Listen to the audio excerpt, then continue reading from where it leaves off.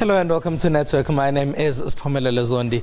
We've heard that President Jacob Zuma is out of hospital. We wish him a speedy recovery. South Africa and Kenya have a massive issue with drones flying over the country. That's something we'll tell you about later in the program.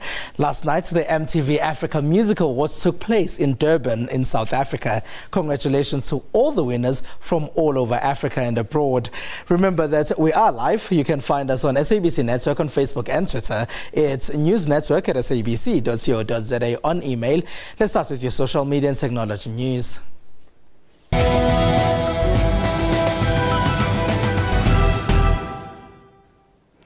The South African Civil Aviation Authority has denied claims of banning any unmanned aircraft system, or otherwise known as drones. This follows media reports claiming the regulator has been planning to do this. The current legislation governing South Africa's airspace says nothing about drones. Kenya has decided to ban them. Earlier this week, media reported that the South African Civil Aviation Authority, SACA, has banned drones with mounted cameras because of the lack of regulations. However, SACA has defended itself, saying the organization is working on integrating drones into the South African airspace. Some media reports said at the beginning of April, the regulator wants anybody caught using the drones to be fined 500,000 rands. They could also get a prison sentence of up to 10 years. Current civil aviation legislation does not provide for certification, registration and or operation of drones in South African civil aviation airspace. In Kenya, the government has banned the use of drones. This has forced one of the country's largest game reserves to halt part of its fight against rhino poaching. The best about the drone is that once you spot where there is a problem, then you deploy effectively. Alpejeta Conservancy had planned to launch a drone called Aerial Ranger. This is equipped with thermal imaging camera to track wildlife. The new rule has blocked them from doing this. Kenyan authorities say the use of unmanned aircraft systems are a security threat. In the last week, Vodafone revealed that 29 governments across the world have been quietly tapping into millions of emails and phone calls across a multitude of Vodafone's platforms. Vodafone is one of the world's largest mobile phone groups, operating on every continent, including in 8 countries across Africa. The British telecom giant says it's not at liberty to name the countries that are involved in the mass surveillance programs. Many of us are under the notion that anything we say and do online is done in total privacy. Vodafone's law enforcement disclosure report has confirmed that secret wires giving almost unrestricted access to its networks have been sanctioned by dozens of government agencies worldwide. The 29 countries have not been named, but they have gained the ability to listen to or record live conversations and track the whereabouts of customers. Vodafone operates in a number of countries on the African continent under the South African Vodacom brand. The countries are South Africa, Lesotho, Mozambique, Tanzania and the Democratic Republic of Congo. Indeed, pressure will mount in the coming weeks for Vodafone to release the names of the countries intercepting users' calls.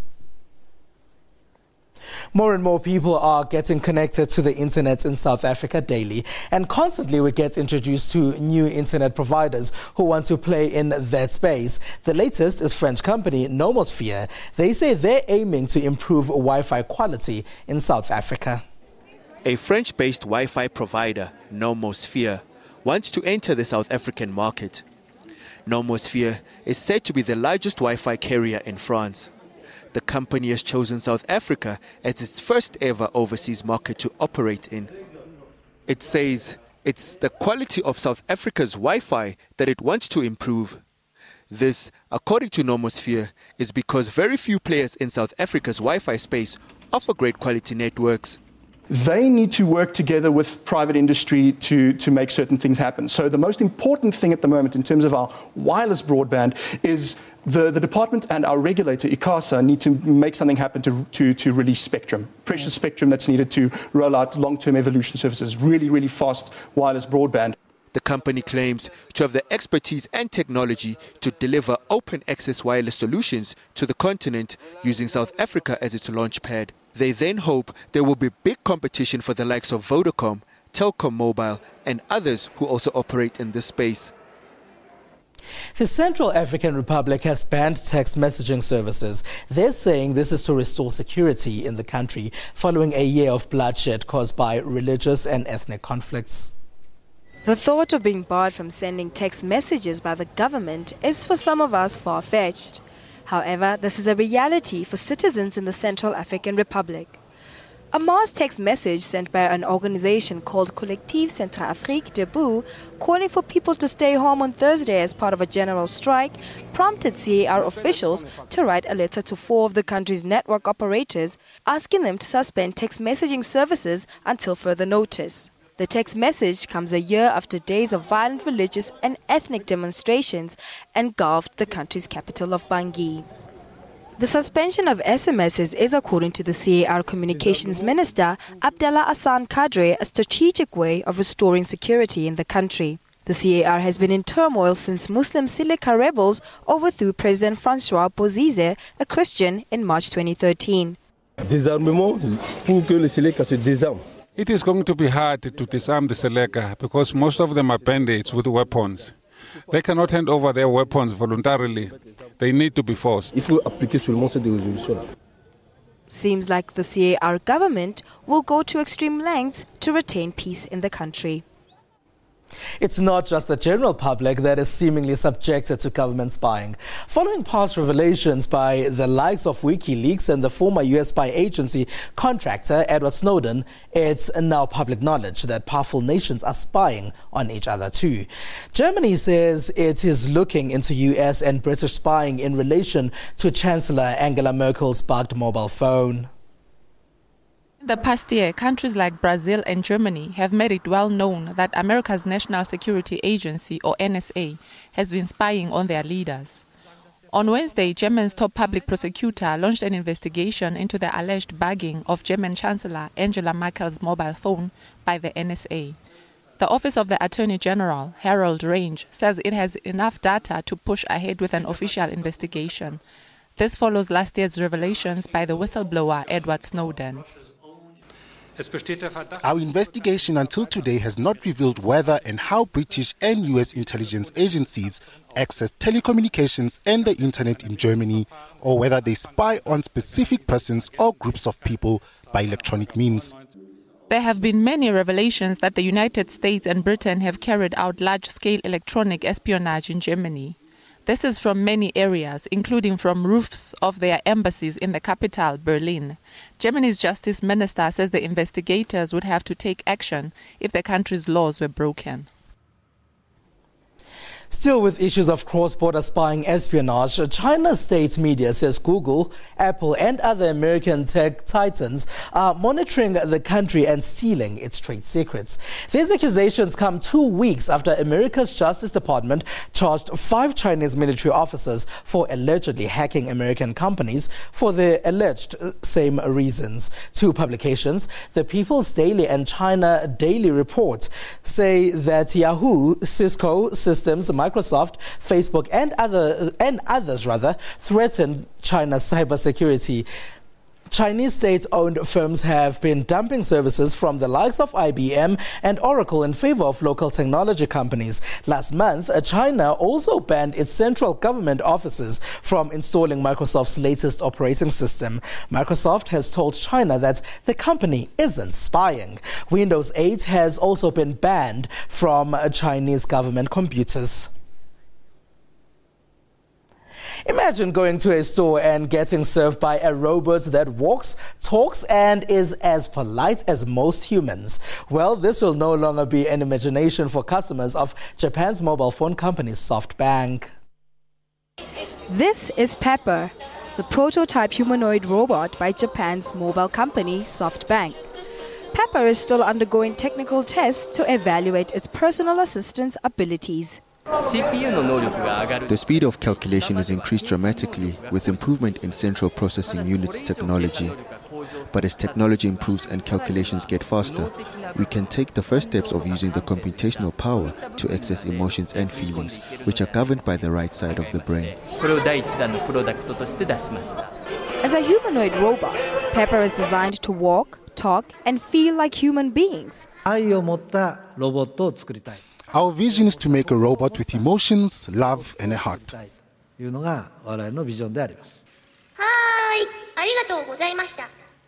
The robot also carries a pretty sharp sense of humor, as well as some smooth dance moves. This may be a bit creepy to some, but one must admit that it will take a little bit of getting used to. SoftBank says that this robot and many others to come will be in stores by early 2015.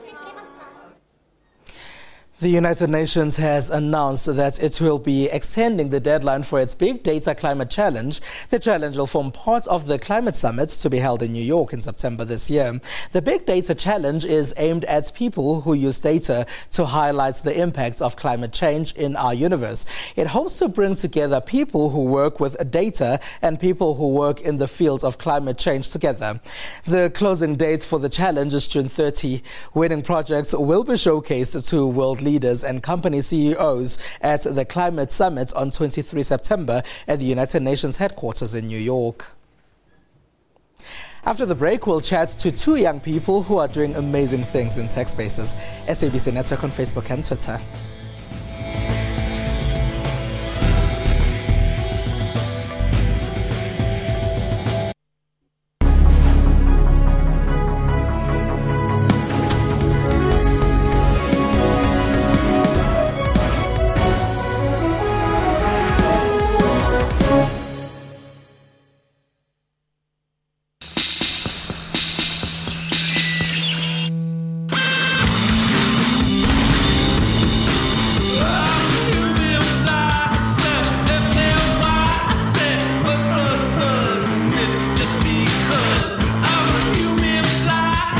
Nissan Qashqai, urban proof, mastered. Save up to 49,000 Rand on the multi-award winning crossover. Nissan, innovation that excites.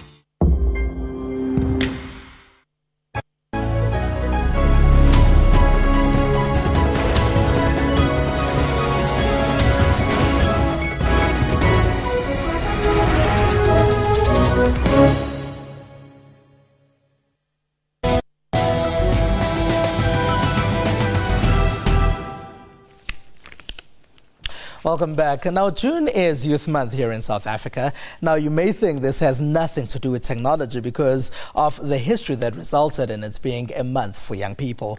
On 16 June 1976, high school pupils from Soweto took to the streets to fight against Bantu education. This was an inferior form of education that was offered to black South Africans so they wouldn't thrive as much as their white counterparts. Black high school pupils were also forced to learn in Afrikaans, a language that was not their own. For many, Afrikaans would be a third, fourth, and even fifth language for some. This would then make it difficult to grasp concepts being discussed in class. When the pupils took to the streets to march on that day in 1976, apartheid police responded by firing live ammunition, killing scores of young people. It's 38 years later now, and pupils are now entitled to quality education. Some pupils in township schools are even receiving laptops and tablets that enable them to compete in the modern day world. Nowadays, a good number of South Africa's youth, black and white, is making a mark in information, communications and technology sectors. In celebration of Youth Month, we here at Network will be focusing our lens on young technology innovators. We are joined tonight by two gentlemen in the startup space. From a tech startup called Geek Culture, we have founder Misho Ngoveni. Also joining us is Adam Pentenovitz, a co-founder of Terrific and a lecturer in electrical and biomedical engineering at Wits University. Hello and welcome to both of you, gentlemen. Thank you. Thank you very much. Right. I hope I pronounced your name correctly. Yeah, it is actually. It's Misho Ngoveni. Yeah, it is. All right, sure. Now, can you please tell us a bit about your company? So Geek Culture is actually a tech platform, a tech portal to connect ICT students across the country. We use this platform for them to actually learn, gain access to what's going on in the industry, to gain access to training, and to just put their skills to work. All right. So that's more or less what Geek Culture is about. What made you decide to start it? Microsoft selected me to be a Microsoft student partner and to represent my university. And I saw that huge gap between the industry and the students, that there isn't that link between the two. So I just decided to start Geek Culture to actually create that link between the two parties. All right, so what were you studying? Yeah, I was studying business informatics, IT at TUT. Oh, you at the Tshwane University of Technology? Yeah, I was at the Tshwane University of Technology. All right, so that's brilliant. And Adam, what do you do exactly? Okay, so I work at Terrific, and at Terrific we realized a few years ago that the telecommunications sector was a really complicated place to choose a contract as an individual or consumer and as a business. And so we started Terrific, which takes individuals' data and analyzes the data, aggregates it up, and finds the best possible package for you from a cost perspective across all the networks in the market. How difficult is it to get started? Get started as a business? Yeah. You know, it's not as hard as everyone thinks. It's just about believing in yourself and taking that first step. And I think that it's absolutely crucial that, you know, people drive forward by believing in themselves to start the business. And it's just day by day. You just take it day by day. All right. You say you find the best package for your clients, but how do you know what the best package is? So actually what we do is we analyze each person's individual usage, their calling patterns, how much data they use, how many SMSs they send every month. And we then analyze that against every possible combination in the market across all the networks. We find the best package per network for that individual. All right, and do you deal with networks directly? We do deal with the networks directly, though we don't have a direct relationship in terms of sales, but we have the ability to provide our customers with contracts. All right. Misho, I know you said you received funding from Microsoft for your one, but have you ever worked with government, and is there any extra funding that you're getting? Just a quick, it's actually not funding. I'm part of the Microsoft Bespark program. Okay. And government-wise, we're part of MLab. Yeah. MLab and the Innovation Hub. They're not necessarily government, but they're supported by government. So that's where we actually are based, at the Innovation Hub inside MLab. So that's more or less our link to the government. Now that's interesting because a lot of people who are starting companies and a lot of startups struggle with funding. How have you guys overcome that? Maybe that's to you, Adam. That's a great question, and I must say I'm very fortunate to have fantastic partners who have given us funding. You know, Cycom Voice Services is the company that Terrific is partnered with. And we've also received support from the DTI in the form of the SPY grant, the support program for industrial innovation. And that's been really fantastic, you know, to have government support and the validation that we really are globally unique software, which is a requirement to get that funding, has been a really good accolade for us. And Misho, do you find that there are a lot of young people who do want to get involved in tech spaces?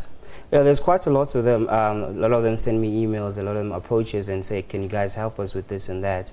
But I see that a lot of them will struggle because there's not enough support structures, or they don't know where to actually go to get that support. That's one of the reasons behind Geek Culture, to actually create that link so that they know where to go. They can just come through us and actually link with the different parties that we actually work with.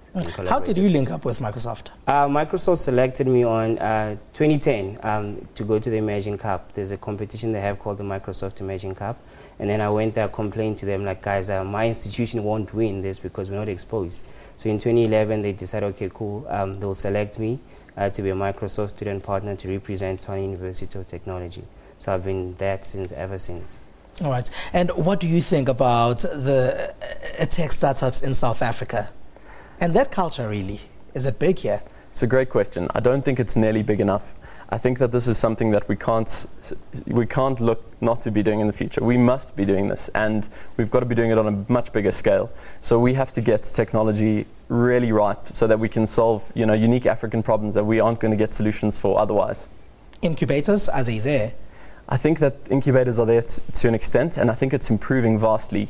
You know, the Innovation Hub, for instance, and, you know, Seed Engine and other companies that are essentially formed to incubate companies, but I think that it's in its infancy, and we have to do a lot of fast catch-up. Not to necessarily compete on a global scale, I don't think that's necessarily our intention, but to really solve the challenges that we face, because no one can solve challenges like entrepreneurs.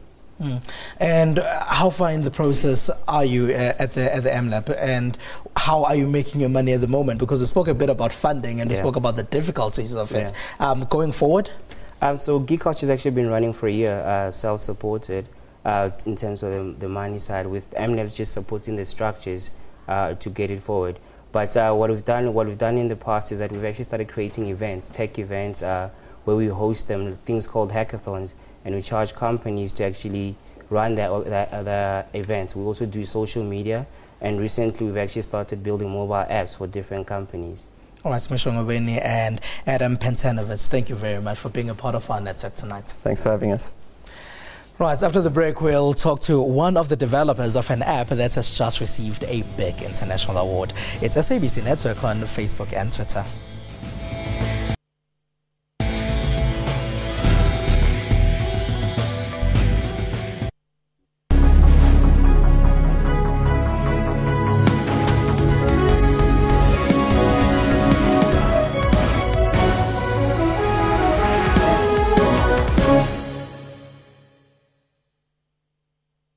Your World provides trusted world, continent and local stories.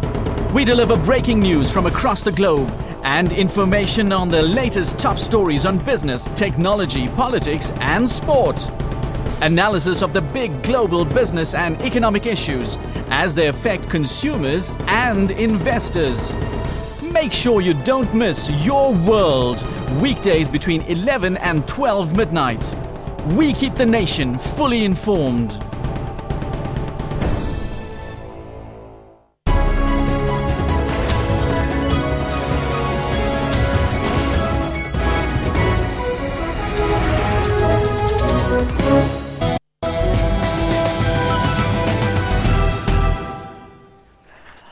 Right, welcome back. The 2014 Ericsson Application Awards were held in Sweden recently. A South African team came out tops in the global student and company categories.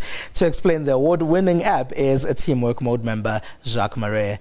Jacques joins us from Cape Town. Hello and welcome, Jacques. Thank you for having me. Right, tell us a bit about your app. So the theme for the Ericsson Application Award was work-life, and we took it as the work-life of the future. So imagine in the future you won't be working in an office with the people around you. Some will be in America, some will be at home, some will be in a coffee shop, but you'll still be working on projects together.